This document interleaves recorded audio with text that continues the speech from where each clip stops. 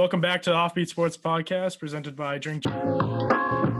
Today we're joined by Jeff Woodward, freshman center for the Colgate University men's basketball team. Colgate Raiders punched their ticket to the big dance with a win over Loyola to win the Patriot League. Thanks so much for joining us, man. We're really excited to have you on. Happy to be on. All right, so I just want to start out by saying congrats on getting your bid to the tournament. How does it feel to make the big dance in your freshman season? It's something really cool. It's obviously someone that I've dreamed of for a long time, and I think most basketball players dream of. Getting to the level of this and being able to participate in March Madness and to be able to achieve something like this, especially in my freshman year, is something truly incredible. Yeah, so how's the bubble been so far? Like, has it been like I know the NBA one's was probably much more advanced with all like the stuff, but is there any like cool stuff that they got going on just so you guys don't get too bored? They haven't had too much going on. I mean, obviously, it's a pretty big logistical. I don't want to say I'll say nightmare. It's a logistical nightmare trying to get everyone organized and everything, especially with the pandemic still going on. But I mean, for us at least, this is a big week for school, so thankfully I've had at least something to do, even though might not be the most entertaining in schoolwork. But I mean, the bubble's been. I mean, I can't complain. Obviously, we're here, and it's been a fun experience. But it's certainly been interesting. Up at Colgate, we're kind of more of a secluded, off the beaten path university, not in a big city. We're kind of out in the middle of nowhere. And so, we're used to having a little bit of a bubble-ish feel anyways. And then you factor in the COVID, and we really tried to create a bubble up there on campus. So, I mean, it's not too different than what we've been experiencing when we've been back at school. But, I mean, it's certainly been a really interesting and cool experience. Yeah, you guys have actually been playing at a very fast pace in your games, and it's been noted by like a lot of analysts that when they're viewing your team. So how do you think this can benefit your team moving forward in the tournament? I definitely think that we do play with a really fast pace, and we really do play a more up tempo style of play. However, we're not kind of just we need to run down and get up a shot in the first 8 to 10 seconds. We're really methodical with it. If we do have a great shot in the first 10 seconds, we will take it because we have a bunch of really, really good shooters, and we have a bunch of really good passers. I mean, we have Jordan Burns, the all-time assist leader, running the show, and he's going to find guys really easily. But if nothing's there, we have no issue with settling down and getting into our offense, and that I think is really going to help us in this upcoming game because, Arkansas really likes to play fast, and so do we. But we also have the advantage that we can slow it down if need be, and we can play at a slower pace and not really have as much of our game affected. Yeah, so right now you guys are on a 13-game winning streak. You finished the season 14-1. How do you hope to use this momentum of the winning streak to try and pull off an upset versus Arkansas first round?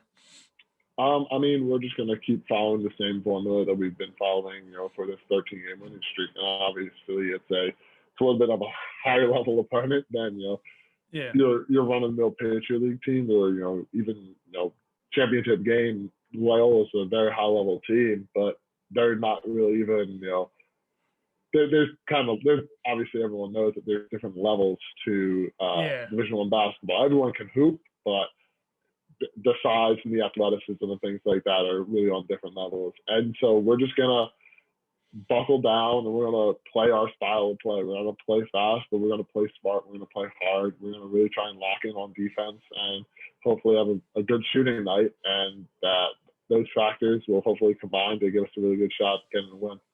Yeah. Do you guys have any certain things you're doing to try and counter that Arkansas team? Like, do you have any defensive strategies that you guys will be implementing? I can't share too much. Oh yeah. Where's the team's focus going into this game? I think really we're focusing on just making sure we recognize. Obviously, a big benefit is having made the tournament 2 years ago and going up against I don't want to say a similar team in Tennessee, but an SEC team, and our coaches really highlighted. They felt like the last time we played, a a Power 5 school, we didn't really have the preparation and the I don't want to say preparation, but we didn't really have that experience of playing against those bigger, faster, stronger athletes. And so we really want to just get into the right mindset of, instead of playing against a 6'2" point guard, I'm playing against a 6'6" point guard. And every guy's going to have an extra 4 inches on their wingspan and an extra couple inches on their vertical. And, you just got to, there's no way to simulate it in practice with the players we have, but it's more of getting in the right mindset about getting ready for this game. Anything can happen. We all know that from March Madness, like that UMBC team who upset the Virginia team a couple of years ago. I mean, nothing's like certain in this tournament, and that's one of my favorite parts of this tournament. Like I keep saying, this is my favorite sporting event of the year. Like I don't watch a lot of college basketball during the season, but I watch all the conference tournaments. I watch March Madness because it's just so entertaining. And so what led to your decision to continue your basketball career at Colgate? So a really big thing was just the culture and the program up here.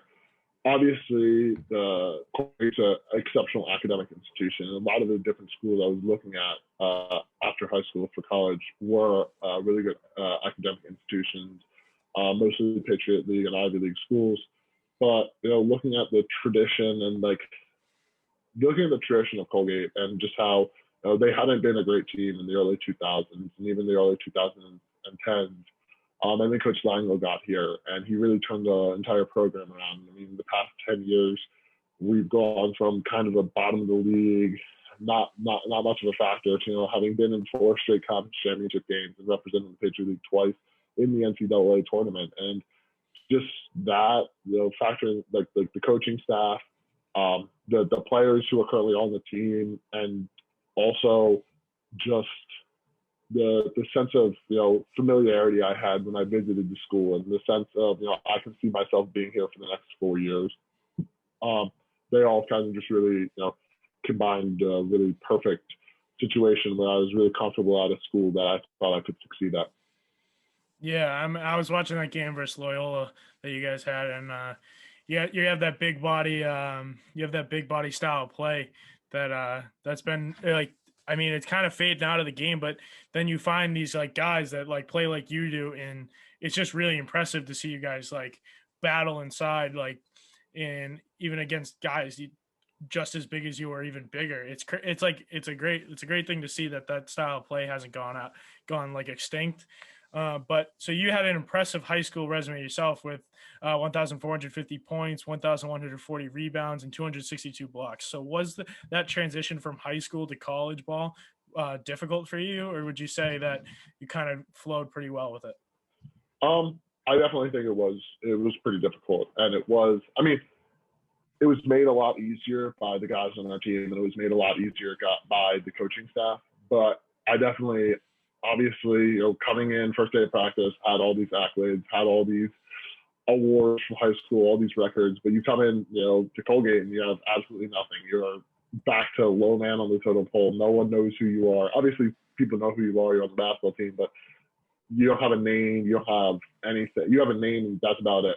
And so you got to go out and prove yourself. And I can admit I definitely struggled at the start of the year, trying to play exactly the same way I played in high school and try and just be bigger than everybody else. And obviously on the college stage, everyone's got a person your size, or my size. So I really had to adjust. Playing with Keegan Records, who's our starting center, has helped me an immense amount, because he has experience playing against a former starting center, Rapos Ivanauskas, who played at Cincinnati and now plays overseas. And just the experience that he got from Rap, and then was able to transfer down to me, and just the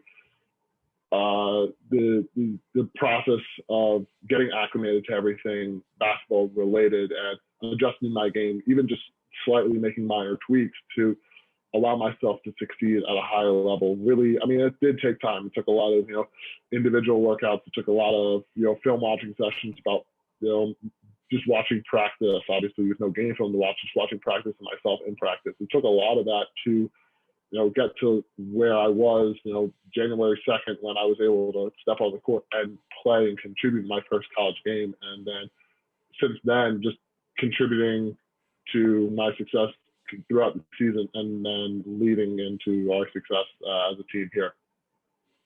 Yeah, I was so going back to the Loyola game. I saw you had that was it like an intentional foul on that kid? It was a flagrant. Yeah, it was not intentional. Yeah. We were planning on fouling him, the Golden DK. He was not a very good free throw shooter. He was 0 for 4 in the game. He was like 32% for the season. So we were planning to.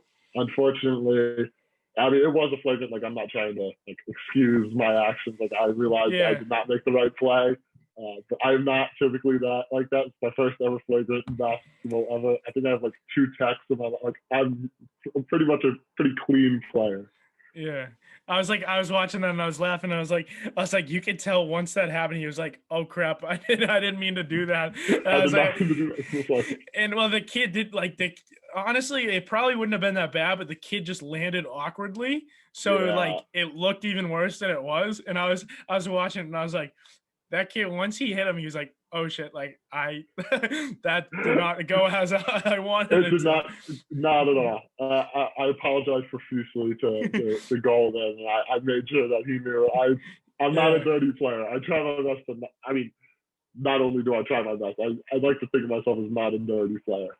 Yeah, no, I was just laughing. I was like, wow, that kid, he went down hard. But yeah, I mean, thank you for joining me today. I appreciate it. Good luck in the tournament. Go pull off that upset. Bust a couple brackets. Yeah, I appreciate it. Have a good one. Thank you. You too.